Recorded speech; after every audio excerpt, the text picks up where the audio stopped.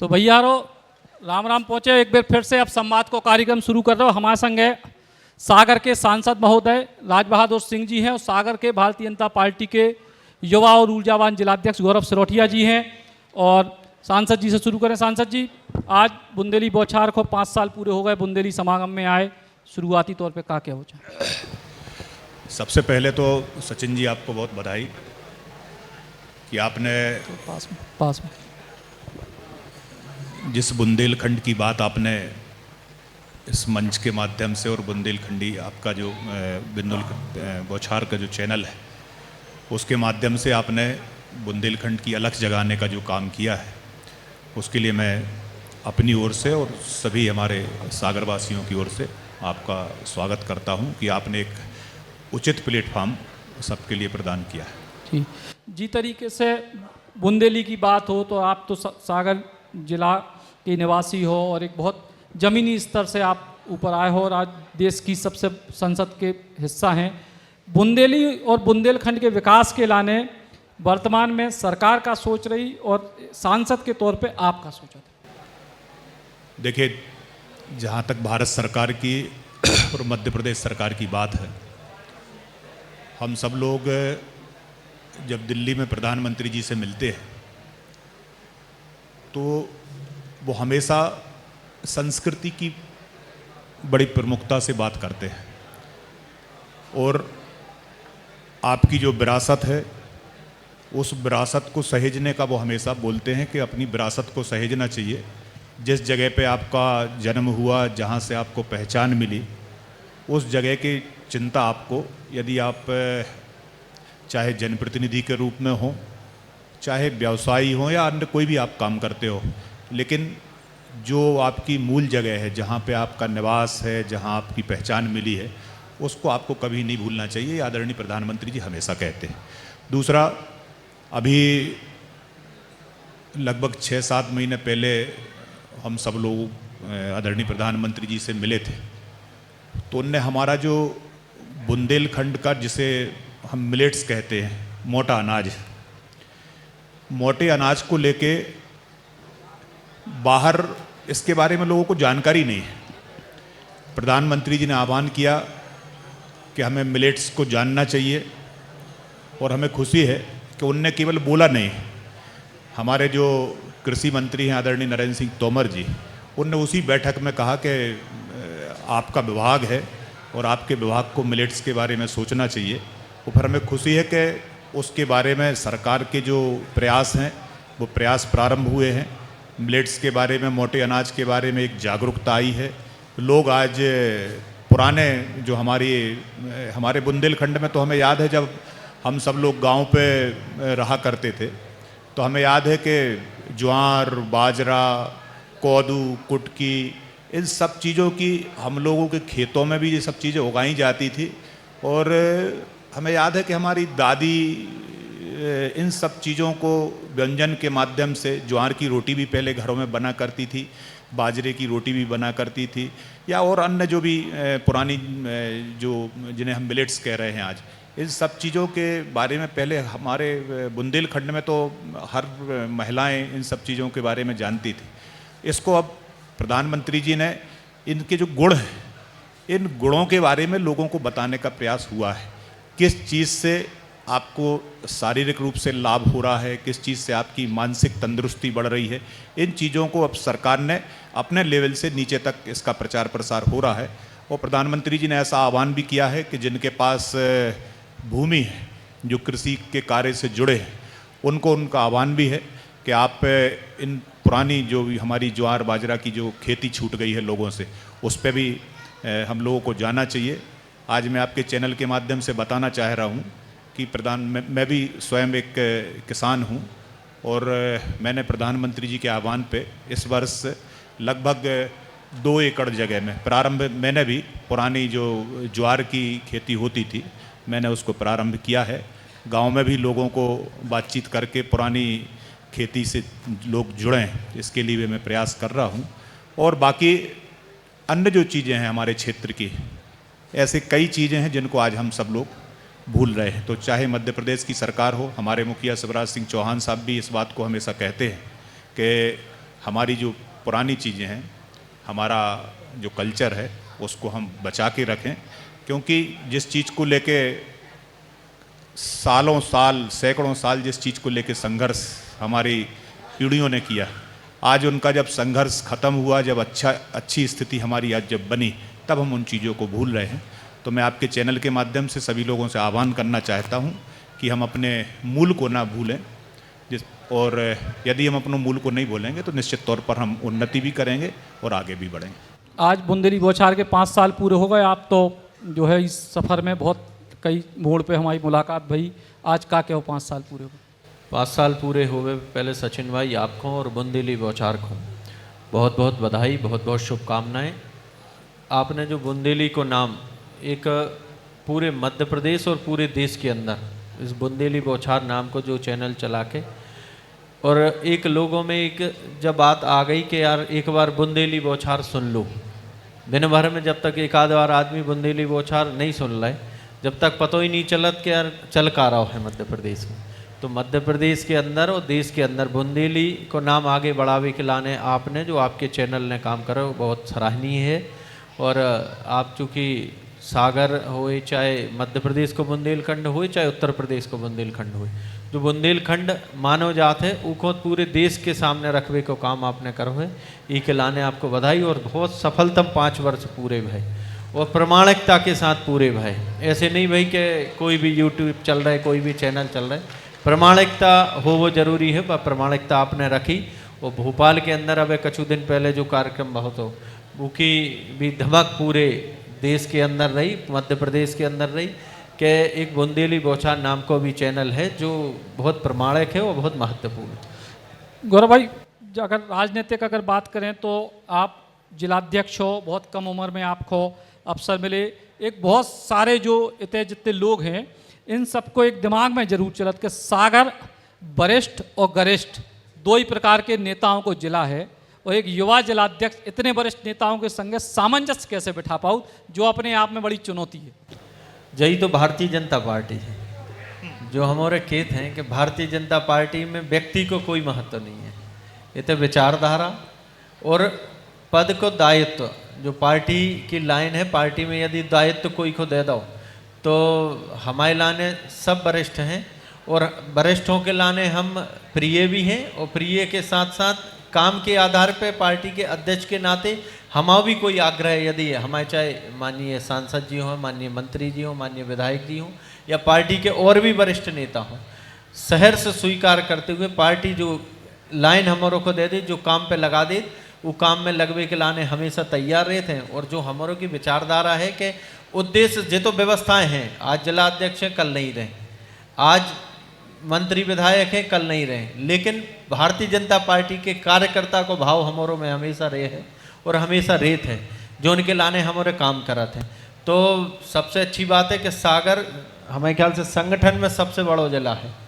बाकी सब मध्य प्रदेश के अंदर चाहे भोपाल, इंदौर, ग्वालियर, जबलपुर सब हों, उतने नगर और ग्रामीण अध्यक्ष बन जाते हैं। हमारे तो नगर ग्रामीण नहीं है, एक ही जिला अध्यक्ष है, लेकिन उनके बाद भी पार्टी के सब लोग इतने सहर्ष रूप से स्वीकार करने के बाद जब हम जिला अध्यक्ष की जिम्मेदारी पार्टी ने दी, तो उसके बाद हमें सुर्खी को उपचुनाव मिला, नगर पालिका के चुनाव मिले, जनपद के चुनाव मिले, और 100% भारतीय जनता पार्टी के पक्ष में पूरी की पूरी भारतीय जनता पार्टी के नेता और हमारे कार्यकर्ता लगे, जी के कारण मध्य प्रदेश के अंदर एक ऐसा जिला है जो संगठनात्मक रूप से भी सबसे बड़ा है।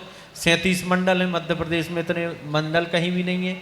8 विधानसभा हैं, 11 जनपद हैं, 18 नगर परिषद, नगर पालिका और नगर निगम, 1 नगर निगम और 17 नगर पालिका नगर परिषद है। तो ऐसे सबसे बड़ा जिला संगठनात्मक रूप से भी है।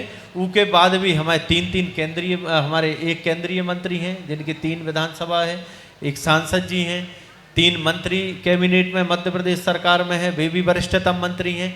लेकिन सबके साथ प्रेम और आशीर्वाद सबका हमेशा रहा, जिसका परिणाम है कि आज भारतीय जनता पार्टी और पूरे मध्य प्रदेश के अंदर जा कहते हैं कि सागर जिला एक ऐसा जिला है कि मध्य प्रदेश में सबसे मजबूत, और आई बार तो जा इच्छा है कि मध्य प्रदेश की जो हमारे 8 की 8 विधानसभा सीटें जीत के भारतीय जनता पार्टी सागर की मध्य प्रदेश के मुख्यमंत्री जी को सौंपे। 8 की 8 की आपने बात कही, और हाल जो सीटों का जो है सिलसिला भी शुरू होगा और टिकट वितरण भी शुरू हो गए, और इतने 3 महीना पहले से टिकट वितरण होगा, तो सबसे ज़्यादा तो आप ही की बुढ़ी की पंचायत है। अब 3 महीना नो कानो समारोह जितनी चीज़ें सबसे को लाभ भी है, कोई चीज़ को लाभ है नुकसान है, लेकिन हमारों को लगा था लाभ ज़्यादा है। समय मिल गया और ज़्यादा एक एक गांव-गांव में संपर्क हो जाए, एक एक घरों में जाके संपर्क हो जाए। अबे बंडा के हमारे प्रत्याशी घोषित भाई उनने शाहगढ़ हीरापुर से अपनी जनसंपर्क यात्रा शुरू कर दी। पैदल जा जाके घर घर एक एक गांव में संपर्क करत भाई, एक एक घर में संपर्क करत भाई। उनको चूँकि पूर्व सांसद जी हमारे दमोह लोकसभा क्षेत्र से रहे हैं शिवराज भैया, उनके सुपुत्र हैं, उनके कारण पहचान उनके पूरे विधानसभा क्षेत्र में है। बहुत एक सामान्य परिवार के भारतीय जनता पार्टी में जैसी कितना के आकलन करके बिल्कुल सामान्य थे, कोई को कोई जोर अजमाइश नहीं चाहिए, कोई को कोई सोर्स नहीं चाहिए। शिक्षक के सामान्य से लड़का को घर से उठा के भारतीय जनता पार्टी ने प्रत्याशी बनाओ, और आप देखिए बंडा विधानसभा क्षेत्र ऐतिहासिक जीतों से जीते भाजपा। सांसद जी, आप पार्षद से सीधे सांसद पे पहुंचे, और ई के बाद सागर जिला में कई जात के बहुत सारी जो चीज़ें हैं कि लोकसभा के सांसदन को विधानसभा लड़वा दी जात। कई बार भूपेंद्र जी भी लड़े, और भी कई बार ऐसी चीज़ें, तो कहूँ विधानसभा लड़वे को विचार तो नहीं है? देखिए, जैसा हमारा जिलाध्यक्ष जी ने बोला है कि हम सब लोग संगठन में काम करने वाले लोग हैं, और संगठन का जो आदेश होता है उस आदेश का पालन करना हम लोगों का काम होता है। अब वर्तमान में अभी चूँकि मध्य प्रदेश के चुनाव की बात आपने शुरू की है, मध्य प्रदेश में चुनाव है, पार्टी अपने जो पार्टी की चैनल है उस चैनल के माध्यम से पार्टी लोगों से बातचीत कर रही है, और बातचीत करके आने वाले समय में जैसा एक टिकट बंडा का घोषित हो गया है, बाकी चीज़ें और आने वाले समय में घोषित होने वाली हैं।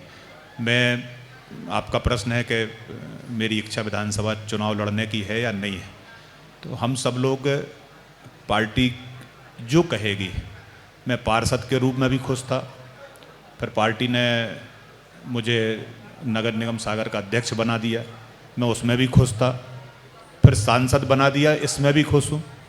तो मेरी कभी कोई ऐसी कोई महत्वाकांक्षा रहती नहीं है कि मैं कहीं जाके किसी चीज़ के लिए पार्टी से बोलूँ।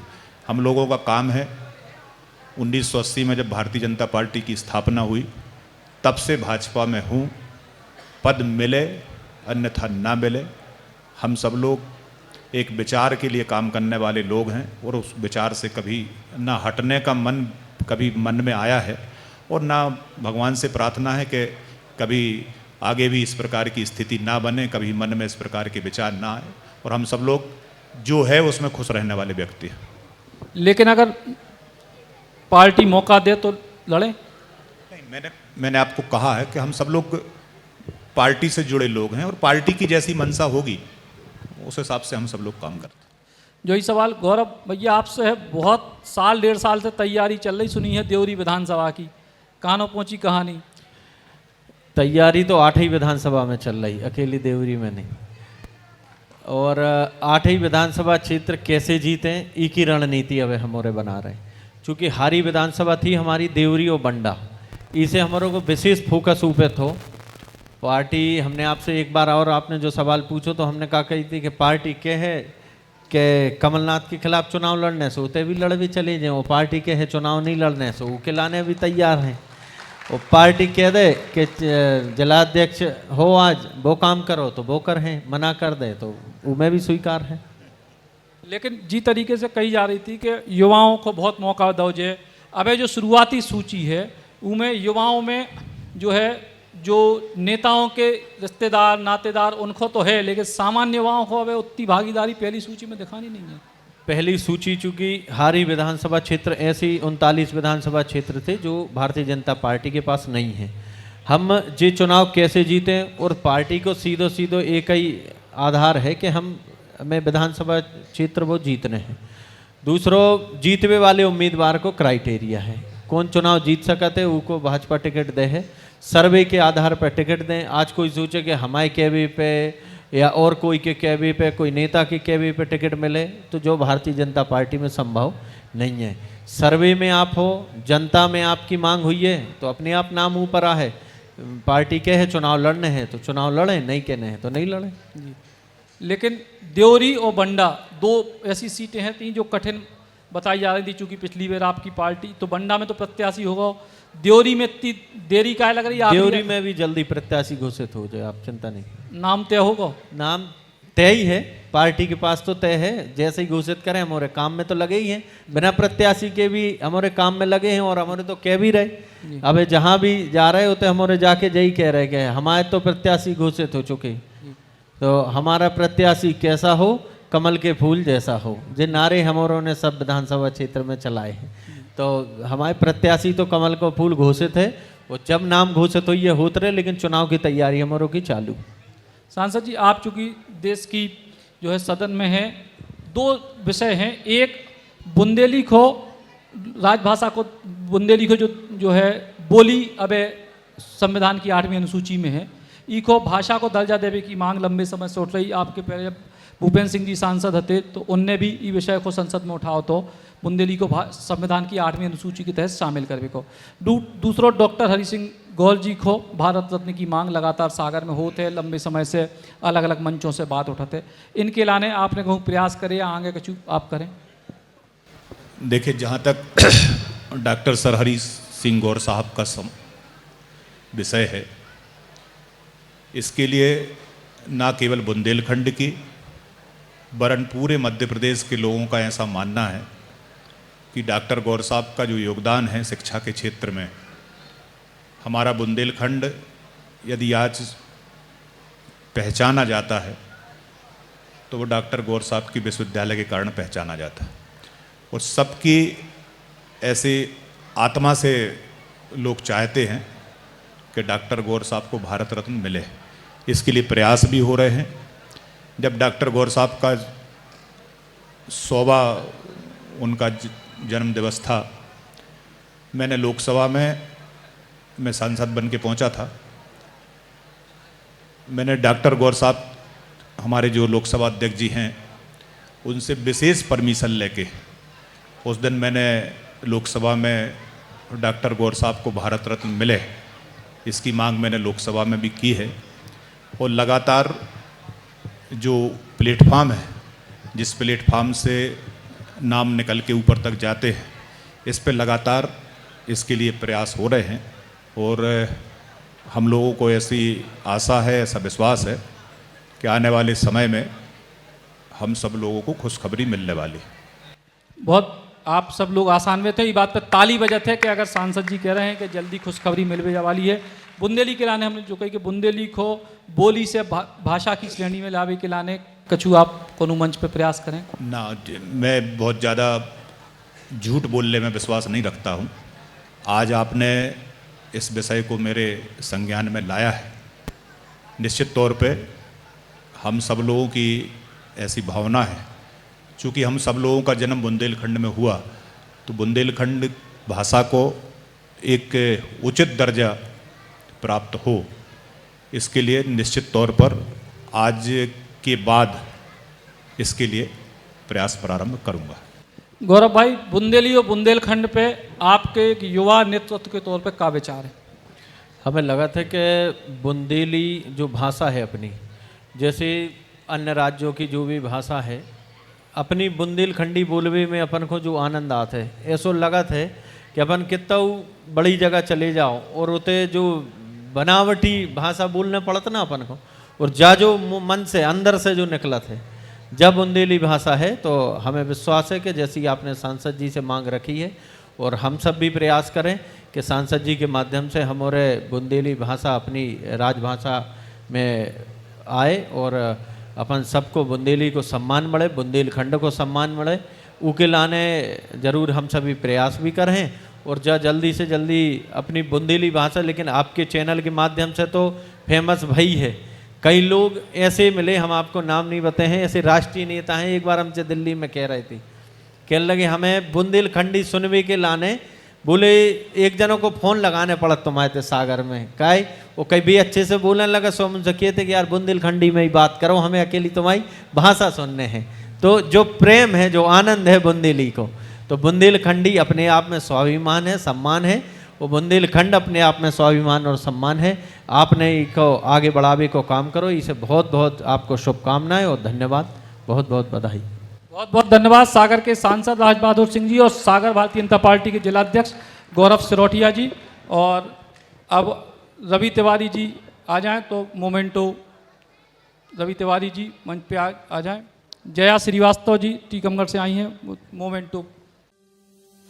Shri Krishna university Chhatarpur, the high tech university in central India. Bundelkhand के लिए गौरव की बात है कि अब छतरपुर में हम आपको देंगे विश्व स्तरीय एजुकेशन सिस्टम और वर्ल्ड क्लास इंफ्रास्ट्रक्चर। कोरोना जैसी महामारी के दौर में अब महानगरों की भीड़ भाड़, अत्यधिक खर्च से बचे तथा अपने घर एवं अपने शहर में रहकर ही विश्व स्तरीय रोजगार उन्मुखी शिक्षा को प्राप्त करें और महानगरों में होने वाली परेशानी से बचे, क्योंकि कोरोना ने हमें सिखा दिया है कि हम महानगरों में सुरक्षित हैं या अपने शहर और घर में। इसीलिए श्री कृष्णा विश्वविद्यालय आपको देगा राष्ट्रीय शिक्षा नीति 2020 के अनुसार तैयार पाठ्यक्रम और कोर्स में प्रवेश के अवसर।